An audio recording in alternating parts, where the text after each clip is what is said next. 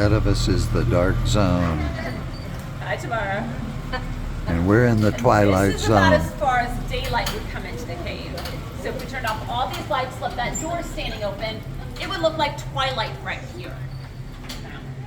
Now, right over here, and this is a garden bed, and this was put in the 1930s during the Great Depression. Not a lot of people were taking cave tours at the time. So the landowner, he needed to figure out a way to make a little extra money. What would you grow in a cave? Mushrooms. Yeah, mushrooms. He grew those little button top mushrooms down here. Sold them at area markets, made it through the Depression that way. Mushrooms are a fungus. They don't require sunlight to grow.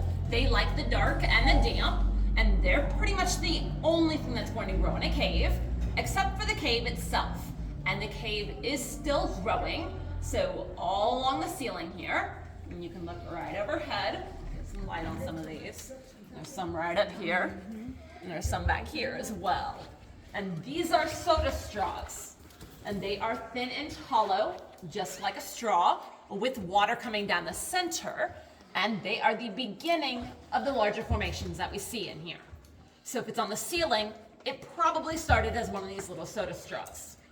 Now, we're gonna head up into that dark zone up there, and we'll talk about how we got the cave in the first place, and all the formations that we see in here.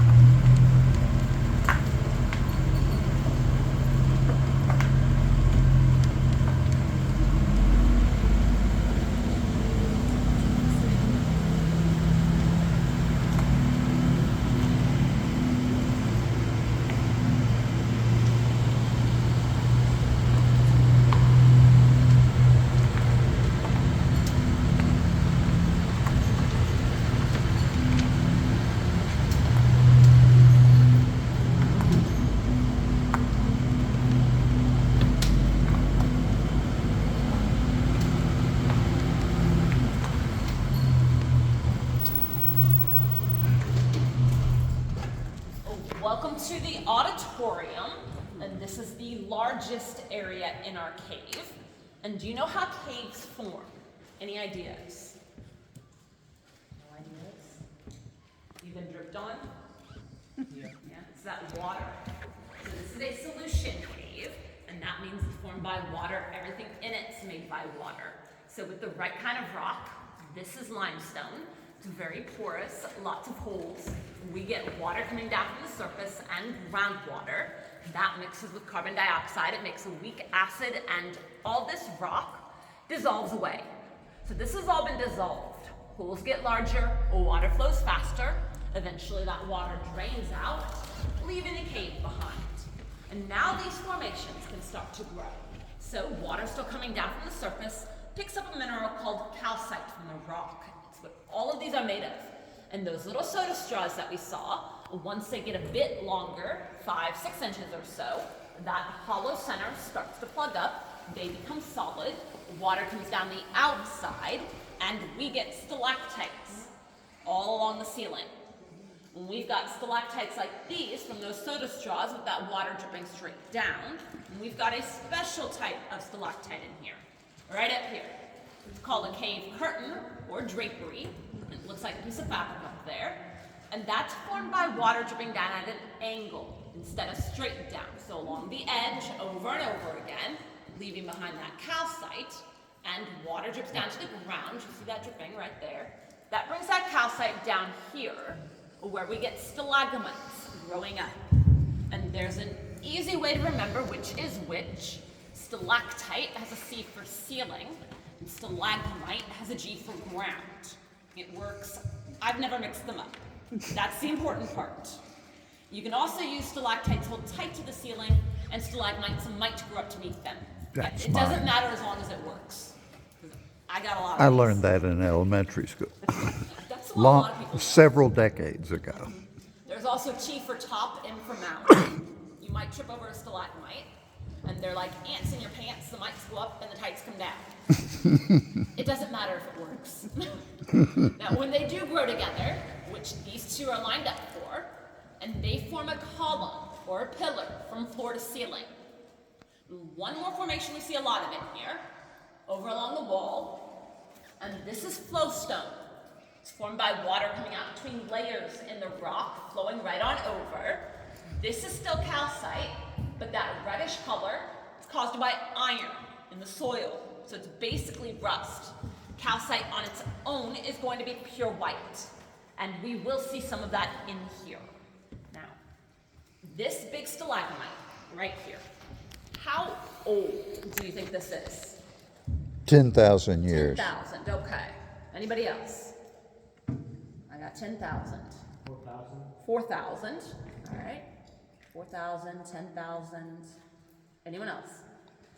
Going once? Going twice? The official answer. It's very old.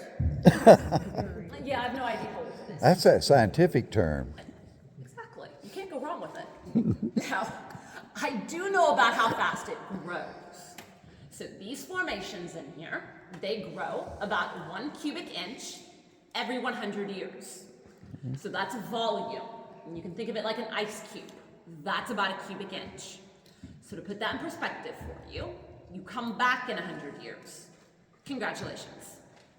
It's gonna look like it's got a fresh coat of paint on it. So it's like that ice cube melted right over it. This all just depends on that water. How fast it's coming in, how much calcite's in it, things like that. So that growth rate can vary depending on a lot of factors. So I don't know how old this formation is, but I do know the exact age of one formation in this cave, and we're gonna go take a look at that.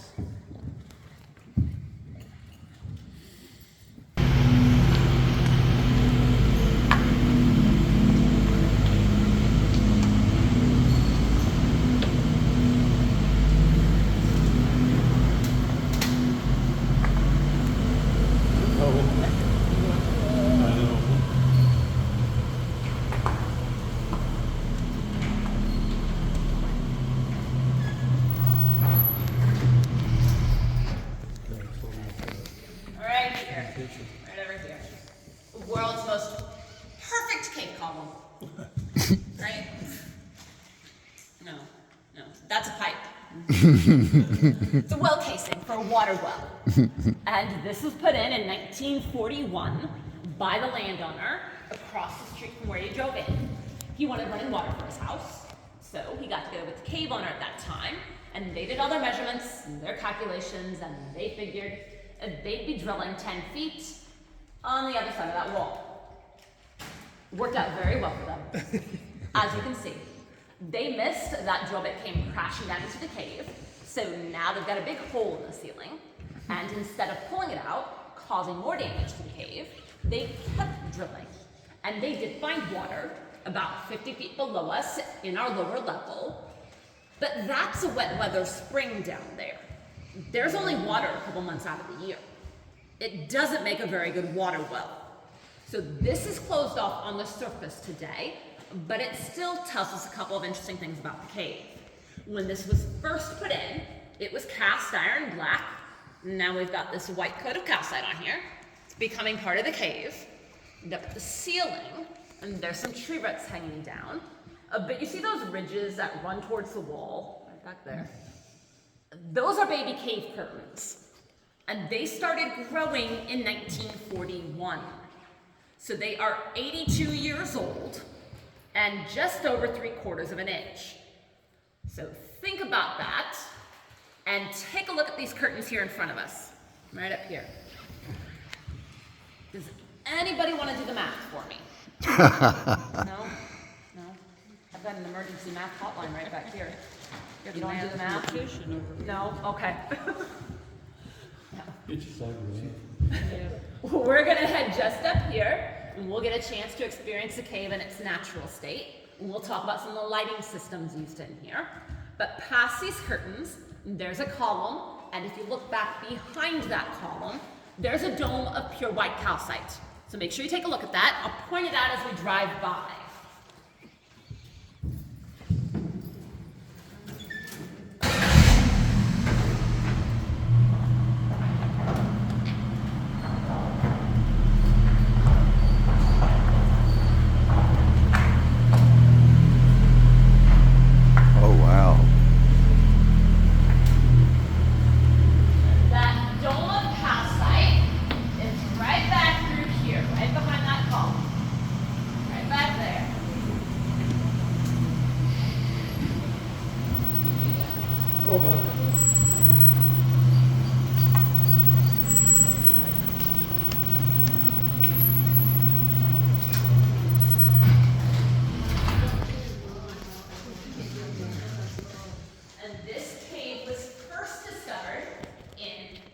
1862.